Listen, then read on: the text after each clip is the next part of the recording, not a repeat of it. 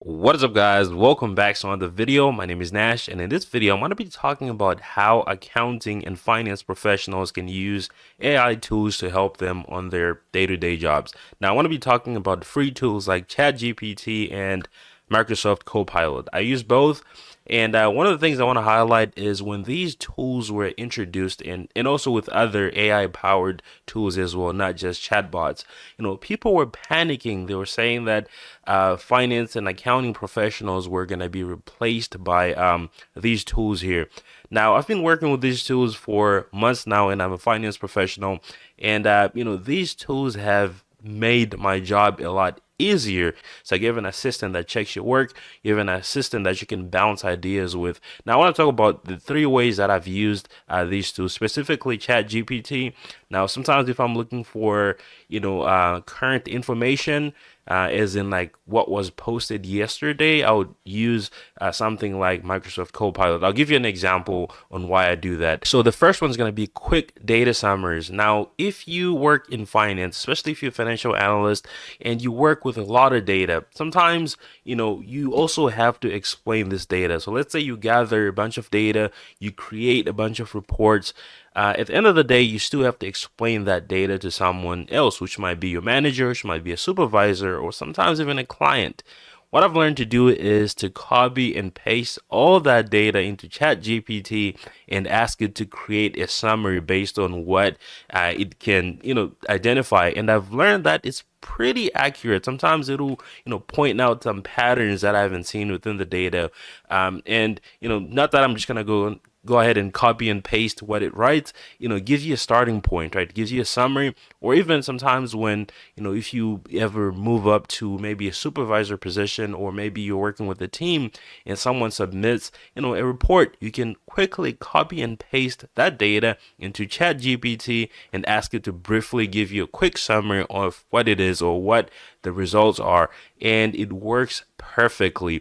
So I do that from time to time, and it works a lot. It gives you a starting point if you don't want to go through a report and try to figure out what's happening. You can simply just go through ChatGPT. That's one of the easiest ways you can use ChatGPT. And the opposite of that, which is going to be my second point, which is basic report generation, right? So if you are, let's say you want to, for example, let's do an income statement, right? Go into ChatGPT, ask it, hey, I want to create an income statement. It's going to ask you, hey, do you have the revenues? What are the expenses? What is this? What is it? So it's going to give you a basic report, right? And that's going to give you a starting point. So if you have to create, like maybe a balance sheet or something like that, you are going to be able to have a basic report, even if you just want the structure, right? Let's say you're trying to create an income statement, but you don't know the structure. Maybe you work in insurance and you're trying to create an income statement that is specific to insurance. We know that these, the wording on these income statements might be a little different depending on the industry you work in. So this can give you, a basic starting point of how to, kind of like a skeleton of what that report should look like. And you can do all types of reports. Sometimes you can even make up your own report. You can say something like, hey, I want to create a report that shows this, this, and that. And it's going to give you a guideline of what that report should look like. All right, so for those two things, I use ChatGPT. I think it's a lot better. I like it. I like the way that it, kind of like processes the information, and also the way that it gives out the information. That's what I like about it. The third and last point is going to be regulatory information. Now, in the past, I've worked as a regulatory compliance analyst. I was working for banks, doing consulting, which is really awesome. But sometimes it's hard to kind of like, memorize that regulatory information. Now I work in the insurance industry, which is a highly regulated industry. And there are always different regulations coming up every year. Things are getting updated, things are getting changed.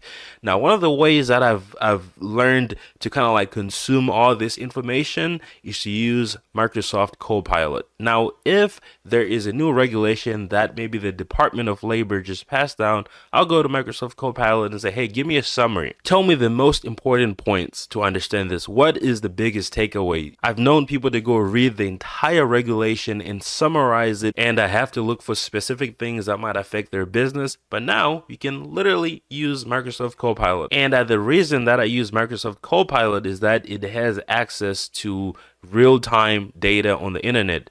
ChatGPT, if you have the free version, I don't think it has access to real-time data on the internet. When I started using these tools, I was able to be more efficient, more analytical, and allowed me to manage risk better in terms of regulations and things like that. You stay on top of them. Someone asks you, hey, can we do this? You're like, no, we can't do that because this regulation says this, this, and that. Something that you can quickly look up on one of these tools. But that is pretty much it for this video. Thank you so much for watching. I'll see you guys on the next one. Peace.